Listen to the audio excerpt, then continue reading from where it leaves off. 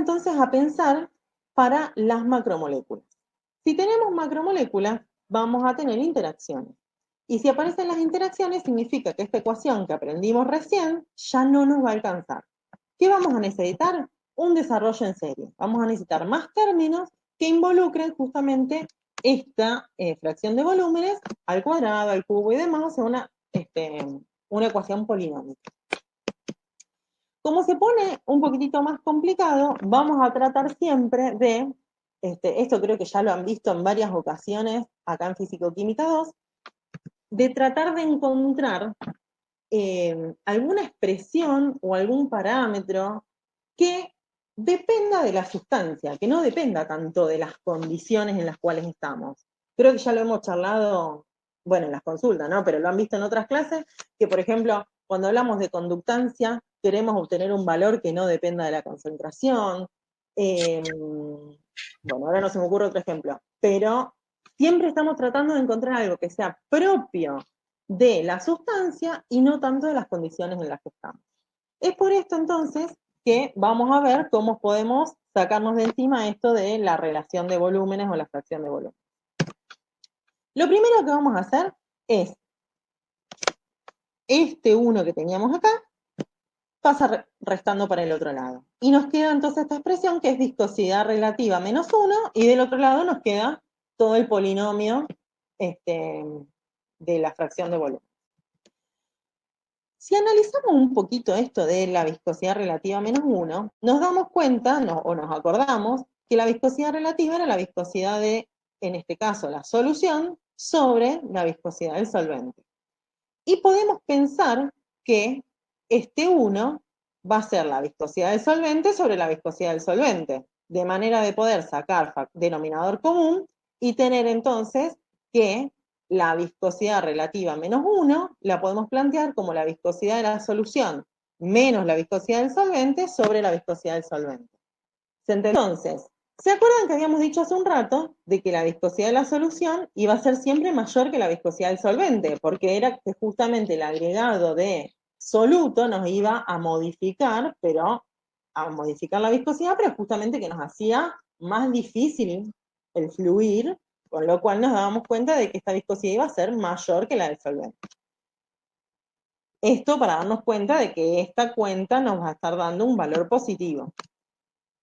Y de esto, con esta fórmula, queda definida la viscosidad específica.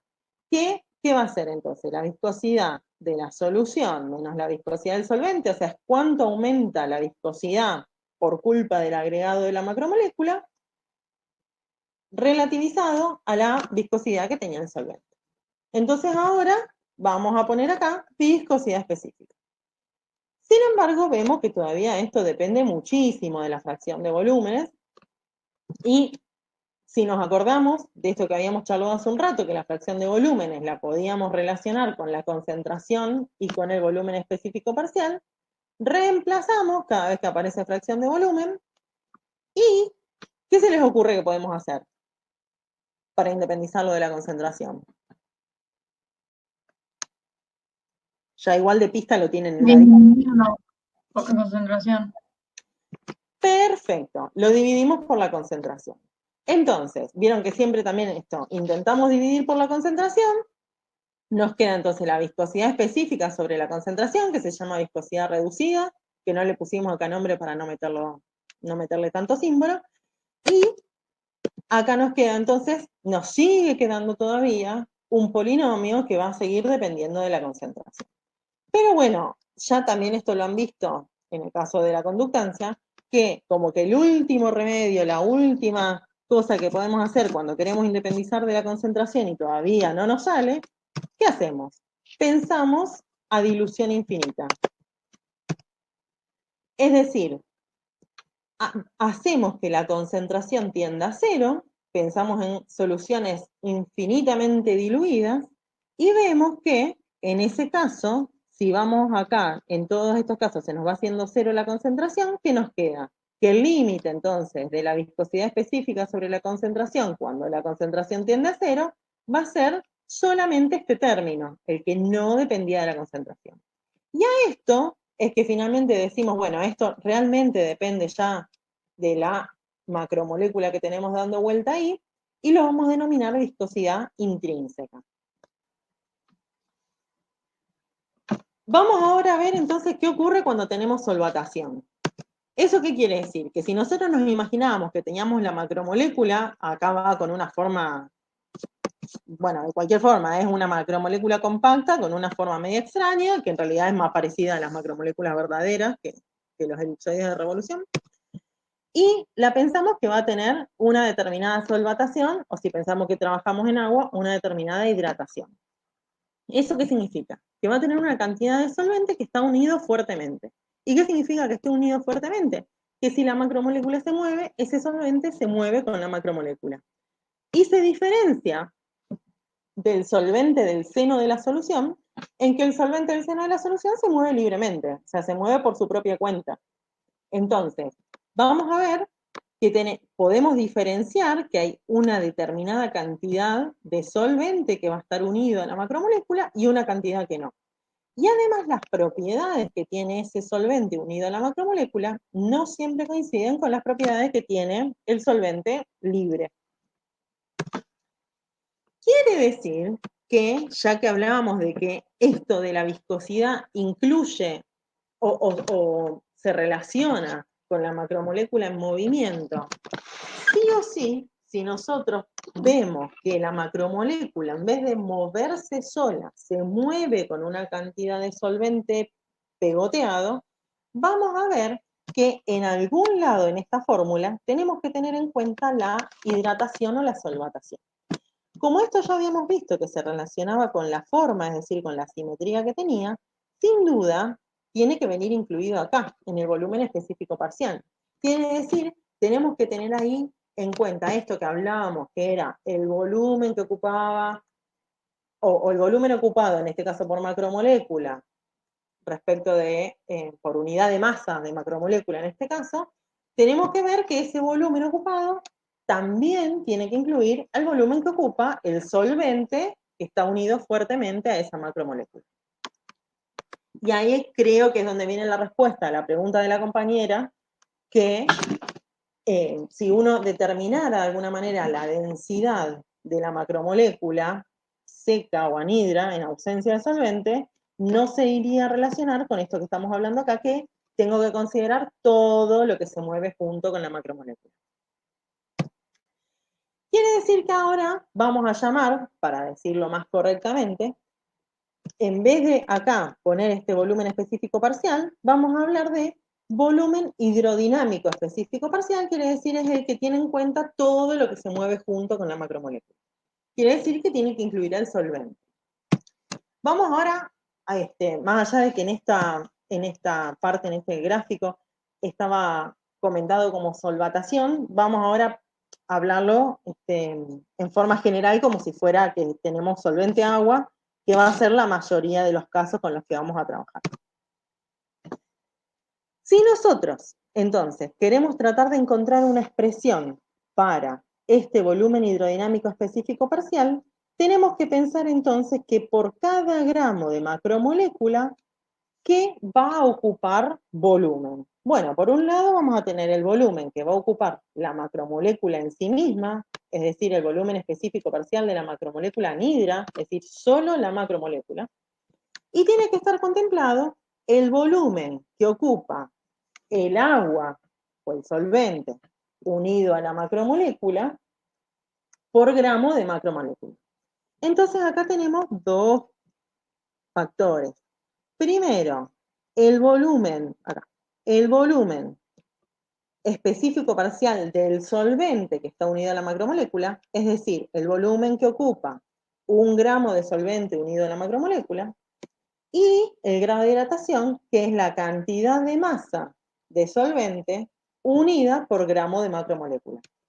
¿Sí, no? Entonces, en esta ecuación que teníamos, en la cual teníamos la definición de la viscosidad intrínseca, vamos a ver ahora que vamos a incorporar el volumen hidrodinámico específico parcial, que vemos que entonces tiene relación con el volumen específico parcial de la macromolécula anhidra y el volumen específico parcial del solvente unido a la macromolécula. La cuestión es que no tenemos ni idea cuánto vale cada uno de estos dos volúmenes específicos. ¿Por qué? Porque hasta ahora lo que han visto cuando hablaron de volumen específico parcial, hablaron de volumen específico parcial, pero digamos, no teníamos forma de saber cuánto valía esto anhidro, porque cuando hacían el experimento lo agregaban en agua, o sea, agregaban o en solvente, la macromolécula a un solvente, o sea que, ¿cómo sé cuánto ocupaba cuando estaba seca o anhidra? Y por otro lado, este volumen específico parcial del solvente unido a la macromolécula es también, sí o sí, tiene que estar, ven que este solvente, la idea es que se note bien que difiere de este otro solvente que está libre, y tiene propiedades diferentes, o podrían ser diferentes, con lo cual tampoco sabemos cuánto vale. Entonces vamos a ver cómo podemos hacer para obtener este valor sin conocer estos dos otros valores que tenemos acá. Es por esto que vamos a pensar en este sistema, en el que tenemos un cacho lleno de agua, vamos a agregarle entonces la macromolécula, esa macromolécula se hidrata y vamos entonces acá a marcar los distintos volúmenes específicos que tenemos. Por un lado tenemos el volumen específico de la macromolécula anhidra, por otro tenemos el volumen específico parcial del solvente que está unido a la macromolécula, y por el otro lado el volumen específico parcial del solvente en el seno de la solución, ¿sí? Y pensemos que para obtener una expresión del volumen de la solución, del volumen total, vamos a tener que tener en cuenta, por un lado, todo el volumen que ocupa la macromolécula sin contar la solución, sin contar el agua. Por otro lado, tenemos que contar el volumen del agua que está unida a la macromolécula, y por el otro lado, todo el volumen del agua que está en el seno de la solución. Vamos a ver entonces si tenemos expresión para cada uno de estos volúmenes. Estuvo muy rápido. Ahí. Fíjense lo que se puso clarito, no sé si se notó. Ahí se puso clarito las macromoléculas, de manera de resaltar que ese era el volumen que estamos considerando ahora. Entonces, el volumen 2 anhidro, ¿qué va a ser? Este volumen específico parcial de la macromolécula anhidra multiplicado por la masa que tengo de soluto anhidro. Eso justamente es la cantidad de gramos de soluto anhidro multiplicado por el volumen que ocupa la macromolécula anhidra por unidad de gramos. Y eso no, por unidad de masa. Nos va a dar entonces todo el volumen total que ocupan las macromoléculas en esa solución. Por otra parte, vamos a tener el volumen del agua de hidratación. ¿Qué va a tener en cuenta? Va a tener en cuenta el volumen específico parcial de ese agua, es decir, de esto. Va a tener en cuenta cuánta cantidad de agua se une por unidad de masa de soluto y cuánto soluto tengo. Entonces, tengo que tener en cuenta la cantidad de soluto, que nos va a dar gramos de soluto, la cantidad de gramos de agua que se une por gramo de soluto, y la cantidad o el volumen que ocupa un gramo de ese agua unida a la macromolécula. Por último, el volumen del agua en el seno de la solución va a ser la cantidad de agua que me quedó libre, es decir, la cantidad de agua total menos la cantidad de agua que se unió, multiplicado por su volumen específico parcial. Y ahí entonces finalmente tenemos los tres volúmenes para poder sumarlos y obtener una expresión del volumen de la solución. Entonces, ahora esa fórmula nos va a servir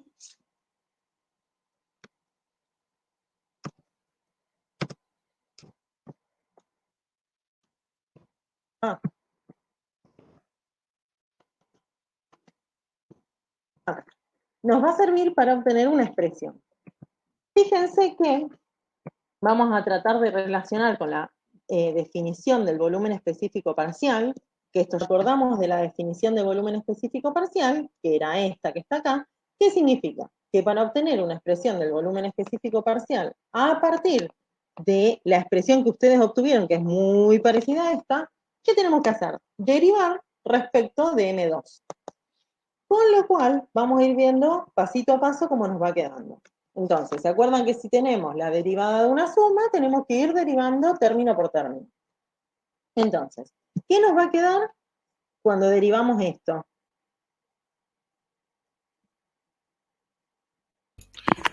M2. B2 te queda.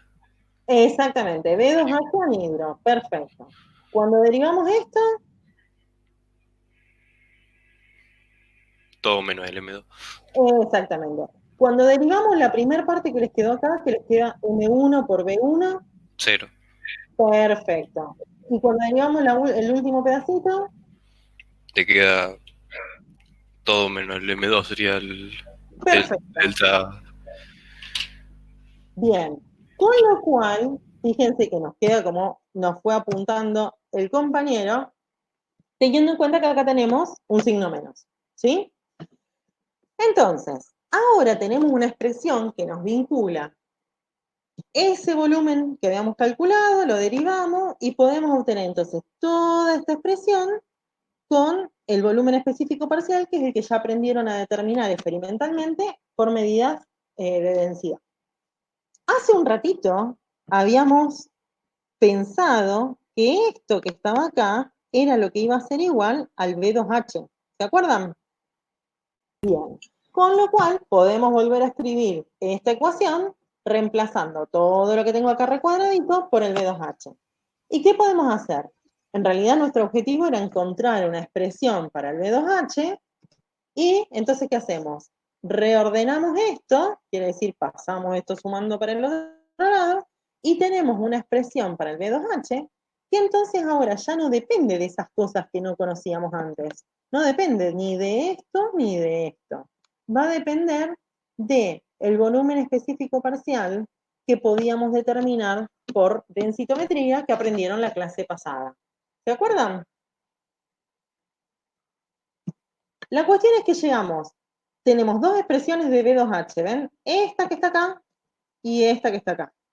Esta que está acá, el problema que teníamos era que no conocíamos ni esto ni esto, que era lo que teníamos en la diapo anterior. No sabíamos cuánto valía cada una de esas.